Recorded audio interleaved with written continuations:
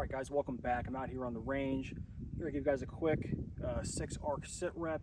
So I got some changes to the rifle since I last did a walk around for you guys. So kind of talk through it, tip to tail here so you know what I'm working with. So I changed over to the Surefire brake. So this is for the 7.62 caliber muzzle device or suppressor. I wanted a little more recoil reduction, just a better second shot follow-up. So I went from the flash hider to the brake, and I can't put a Surefire can on because it's a 6mm caliber rifle. 7.62 can won't be an issue.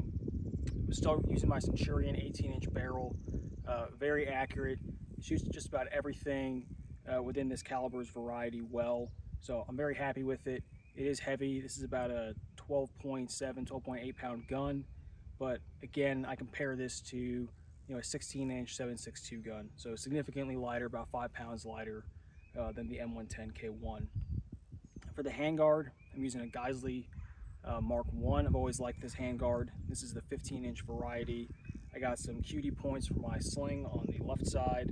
I got a rail section here and a longer rail section on the bottom for my Harris bipod.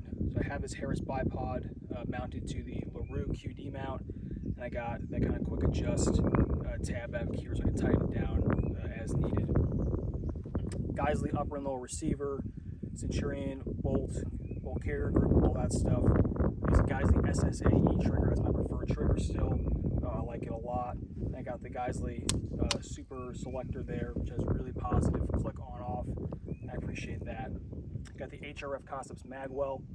I think shooting practical precision in QP, qualified performance, you still have a 20 round capacity, so you might need to reload, and this it definitely doesn't hurt. So big fan of that.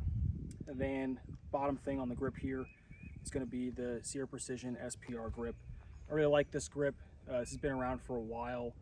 You see it pretty heavily about 15 years ago. It was kind of on a lot of rifles like this.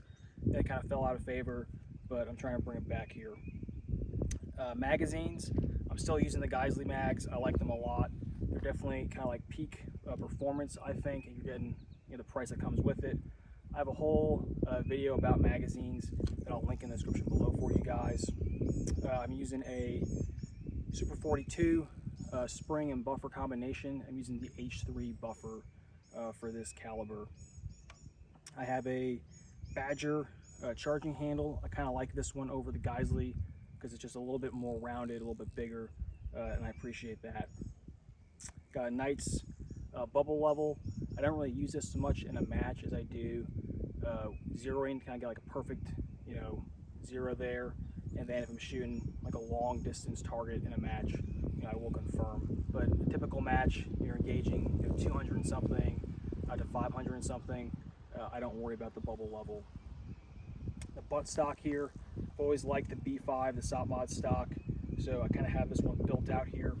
So I have the multitasker tool in the butt pad. I have the Sun and Shadow cheek riser. This is their 1/4-inch riser.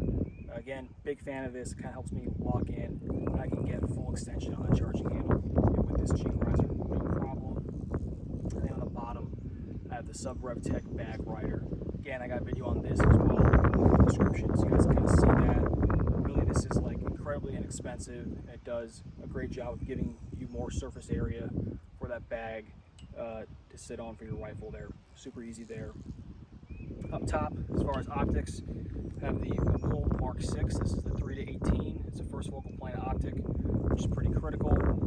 Inside of here is the Trimmer 3 reticle. Again, this is an optic I've used a lot in the past, a lot of experience with. Very comfortable with it, very comfortable with the Trimmer 3. That's kind of what I defaulted to for this rifle, again, as an M110K1 replacement.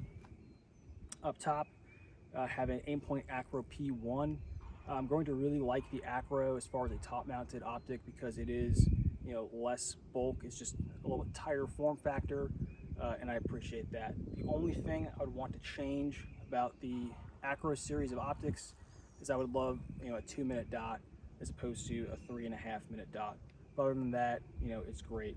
What I also liked about this was that all I had to do was buy the adapter plate from Aimpoint to go from a micro mount to an macro mount. So this is the Go adapter for the top here, and then it's super easy for me just to throw the adapter plate in.